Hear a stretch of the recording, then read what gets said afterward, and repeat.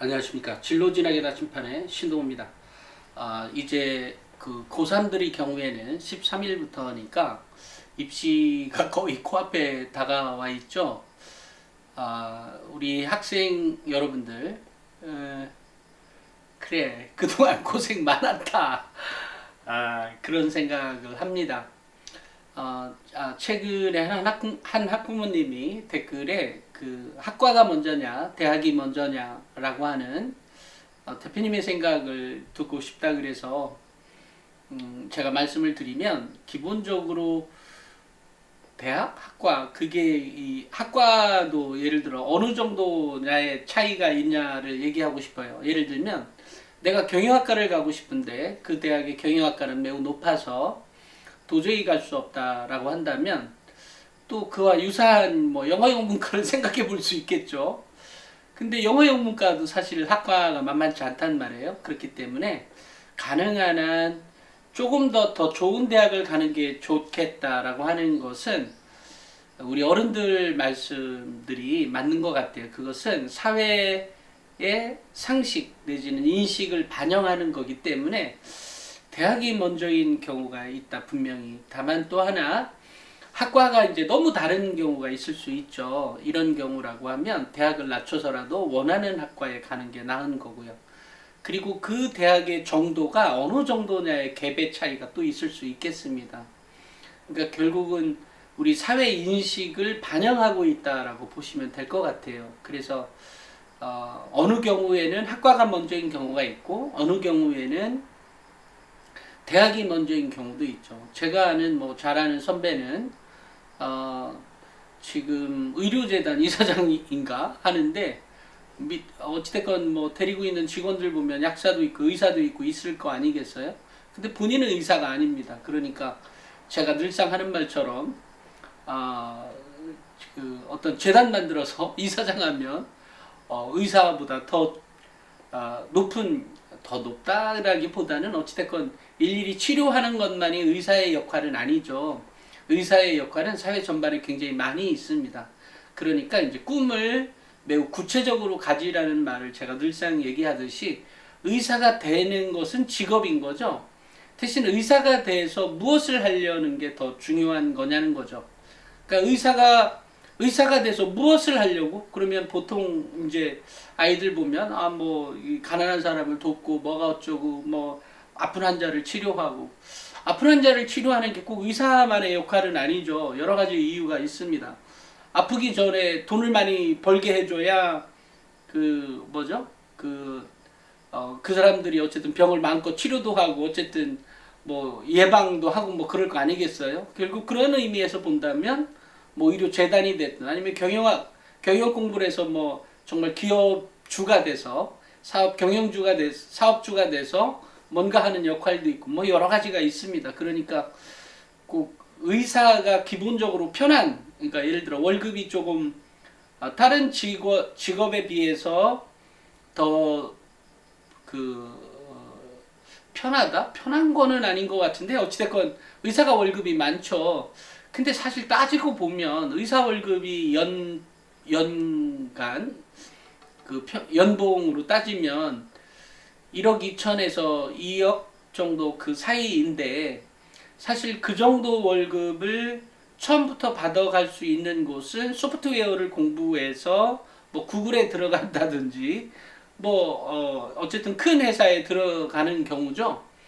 또 그것 말고도 이제 보통 그 뭐 공사나 이런 데 가도 연봉 어쨌든 7, 8천 훨씬 더 의사보다 더 편한 걸로만 따지면 더 편하게 그 돈을 벌 수 있는 곳도 여러 가지가 있습니다. 그러니까 구체적으로 뭐 연봉 이전에 내가 무엇을 하고 싶은 거냐에 대한 꿈을 더 구체적으로 갖는 게 더 중요한 문제이지 않을까 싶어요.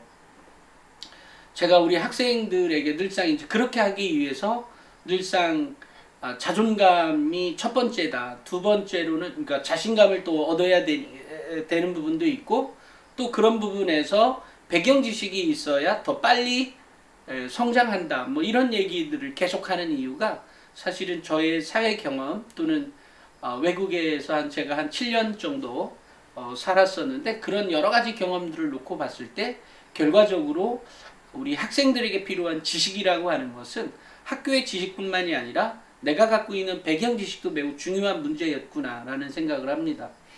그러니까 제가 저 역시도 직원들을 많이 채용하지만 저는 뭐 개인적으로 학벌을 보긴 보는데 그것이 이제 중요한 사안은 아닌 거예요. 학생부 종합전형처럼 뭐 성적이 전부냐 아니 그거 말고 또 다른 측면에서 그 사람이 갖고 있는 어떤 역량을 보게 됩니다. 이제 이런 거하고 같은 거죠. 얘기 나오니까 이상하게 3000% 빠지네. 어찌됐건 제가 얘기하고 싶은 것은 학과가 먼저냐 대학이 먼저냐는 그 사람이 무엇을 할 거냐가 더 중요한 문제이다. 그것을 곰곰이 생각해보고 가슴 밑바닥에서 울림이 있는 학과를 대학이나 학과를 선택해라 라는 말을 해주고 싶어요. 지난번에 이제 대학교에 가면 입학처 사람들하고 이렇게 얘기하나 보면 충원 때문에 이제 학생들하고 통화를 하잖아요. 아니 이번에 우리 충원 결혼이 생겨서 충원하려고 하는데 너 등록할 거냐? 라고 이렇게 얘기하면 어떤 학생들은 아니 그냥 가까운 대학 갈래요 라고 해서 하는 경우도 있다 그래요. 가까운 대학 좋긴 하죠. 근데 가까운 대학에서 그 남는 시간 뭐 하려고요? 게임하려고? 그러기보다는 더 명망 있는 대학, 또 더 지명도가 생길 것 같은 대학에 지원하는 게 더 바람직한 겁니다.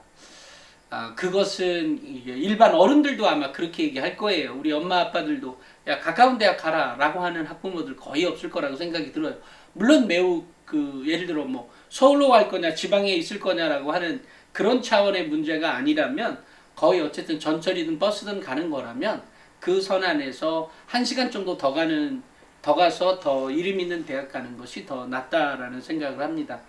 우리가 대학교 선택하는 데 있어서 물론 뭐 여러 가지 조건들이 있어요. 학점도 있고 학생부의 기록도 있고 또 뭐 여러 가지 게 있겠지만 첫째는 대학교의 이름도 매우 중요하다. 또 하나는 학과도 매우 중요한 것만큼 내 가슴 속에서 울리는 소리를 좀 들어달라. 내 가슴에서 얘기하는 게 뭐냐. 그런데 여기서 우리 학생들은 아직 나는 꿈도 없고 뭐 성적은 대충 어느 정도 되니까 그냥 가까운 대학 갈 거예요 라고 하는 그런 실수는 하지 말라. 이거 실수라고 생각이 듭니다. 물론 뭐 그 대학에 가서 나름대로 뭐 4년 장학금을 받는다든지 또는 그때부터 정말 열심히 공부해서 뭔가 얻어낼 수 있는 정말 피 튀기는 노력을 대학생 때부터는 제대로 좀 해보겠다. 이런 마음을 갖고 가까운 대학 간다는 건 뭐 그만한 이유가 있다면 충분히 가능한 거죠. 그러니까 결국은 뚜렷한 목표의식이 더 중요한 문제가 되는 거죠. 학과가 먼저냐 대학이 먼저냐라기보다 뚜렷한 목표가 뭐냐, 너가 가고 싶어 하는 길이 뭐냐, 그리고 거기서 네 인생에서 도대체 무엇을 원하는 거냐, 이게 더 중요한 문제인 것 같습니다. 그러니까 그런 거에서 내 가슴 속에서 나는 여기야 라고 한다면 뭐 그럴 수 있는 거죠. 예를 들면 또 하나는 내가 학과를 선택했다면 어쩔 수 없이 대학의 이름이라도 생각할 수밖에 없는 그런 상황에 있을 때 대학을 선택했다면 뭐 전과 내지는 복수 전공이라도 해서 내가 그 두 개를 다 하겠다는, 아무래도 공부할 때는 조금 더 힘들겠죠. 그러니까 조금 더 많은 노력이 필요하겠죠. 그런 정신이라고 하면 뭐 충분히 예를 들어 대학을 선택하고 학과 두 개를 복수 전공을 통해서 하는 경우가 있고, 또 막상 이제 가보니까 그 학과는 인기가 있어서 전과가 안 되는 경우가 있을 수 있죠. 이제 그렇다고 하면 어찌됐든 복수 전공을 통해서라도 뭔가 꼭 자신의 꿈을 포기하지 않고 끝까지 갈 수 있는 힘, 그러니까 이런 것들이 필요하다는 생각을 합니다. 그리고 일반적으로 뭐 의대나 또는 뭐 약대나 이렇게 이제 명확하게 어떤 직업이 처음부터 정해지는, 그렇게 이제 또 공부의 양도 많은 학과라고 하면 어쩔 수 없지만 나머지 학생들의 경우에는 꼭 프로그램, 그러니까 소프트웨어 교육을 했으면 좋겠다라는 생각을 합니다. 그것은 뭐 꼭 고등학교 때가 아니더라도 대학교 때 가서라도 소프트웨어 교육을 통해서 반드시 그 언어 교육, C 언어나 뭐 또 파이썬, 뭐 자바 어찌됐건 이런 교육을 다 해서 이제 그렇게 됐을 때 더 많은 기회를 잡을 수 있고, 아까 의사 뭐 연봉 1억 2천, 2억 이렇게 얘기했던 것처럼 1억 8천, 2억 이렇게 얘기했던 것처럼 그런 기회는 이렇게 소프트웨어 교육을 통해서도 잡아낼 수 있다, 그러니까 따라갈 수 있다, 이런 생각을 합니다. 그러니까 꼭 의사 약사가 전부가 아니라는 얘기를 꼭 해주고 싶고요. 또 하나는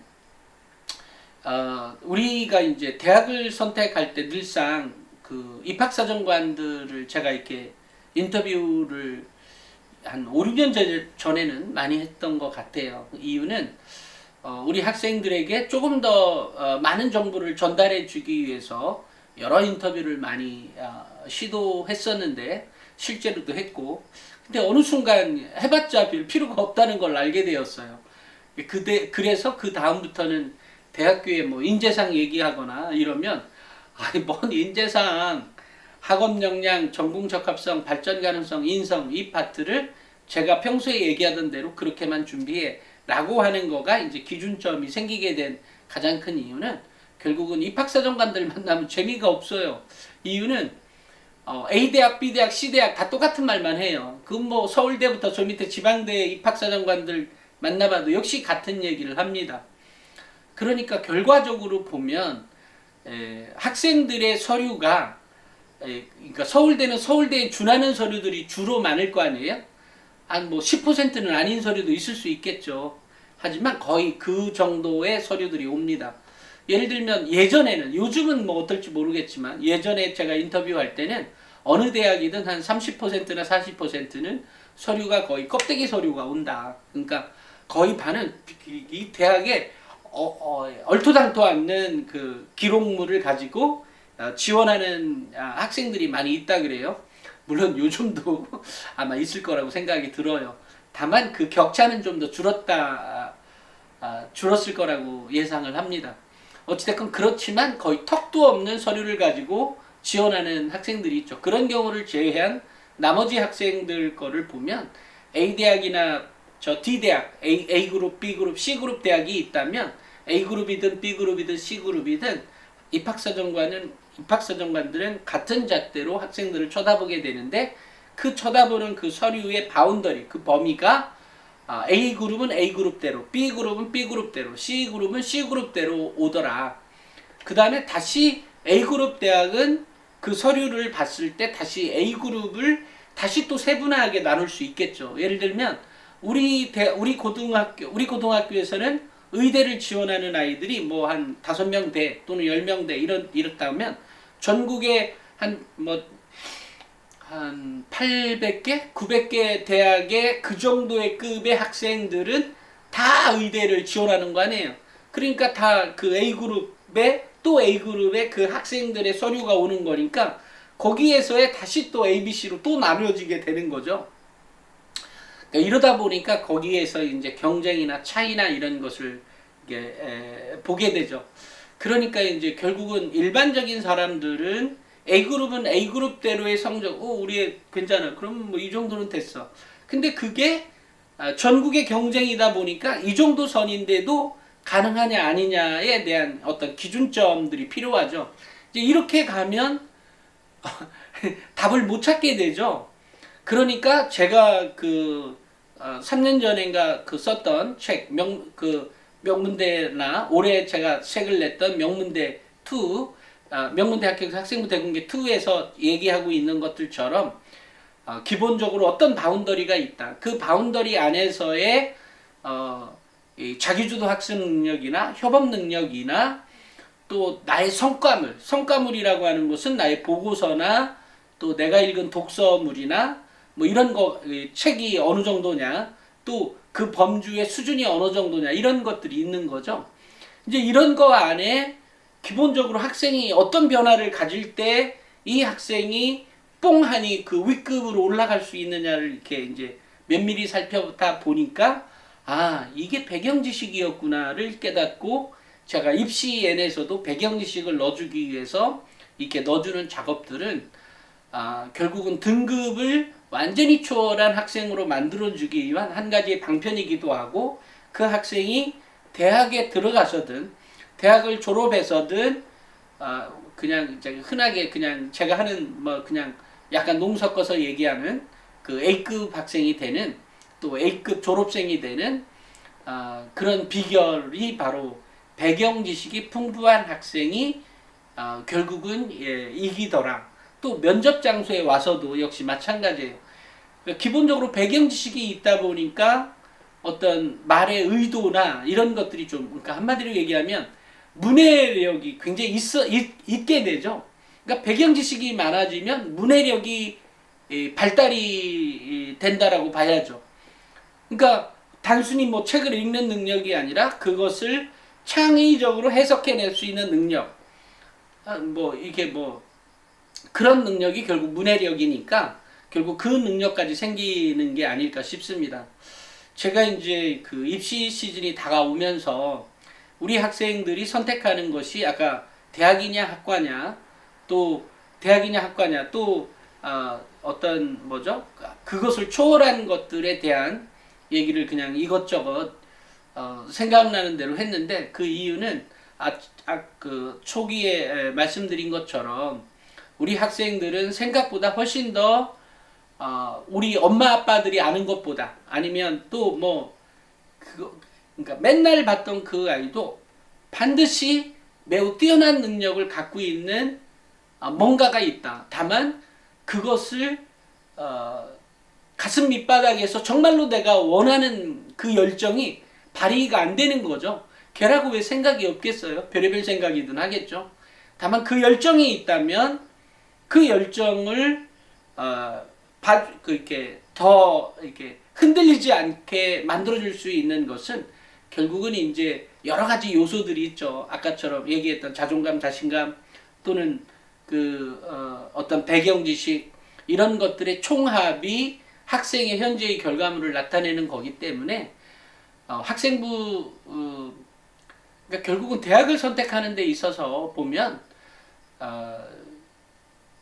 그죠. 이게 그 지금 현재 고3들이 경우에는 정말로 많은 고민들이 있을 거라고 생각을 합니다만, 어찌됐건 가능한 더 좋은 대학 가는 게 좋다. 그 다음에 어쩔 수 없이 학과를 선택하는 경우라고 하면, 학과를 선택해야 그 대학에 진학할 수밖에 없는 거라면 결과적으로는 전과 내지는 복수 전공을 해서라도 자기 목표를 이룰 수 있는 것들이 필요하다. 또 하나, 그 대학을 선택하기 전에 아까 첫 기본적인 얘기 있죠. 내가 무엇을 원하는 거냐, 내가 어떤 삶을 살아가기를 원하느냐, 이거가 매우 중요하다는 거죠. 사실 이 두 문제, 이 앞쪽에 좀 전에 얘기했던 이 두 가지에 대해서 답을 해줄 수 있는 학생이라면 사실은 뭐 상위 15위권 이내의 대학에 들어갈 수 있는 학생이라고 생각을 합니다. 현재의 성적이 문제가 약간 있다고요? 대신 포기하지 말고 끝까지 노력을 해보세요. 반드시 옵니다. 그 기회가. 세상 참 희한합니다. 거기에다가 더더군다나 학생 때는 반드시 그 기회가 주어진다는 사실을 정말 믿고 도전해 가기를 바랍니다. 오늘은 어떻게 보면 두서없이 얘기한 것 같지만 우리 학생들에게 꼭 얘기해주고 싶었던 몇 가지 얘기에 대해서 말씀을 드렸습니다. 오늘은 여기까지 하겠습니다. 감사합니다.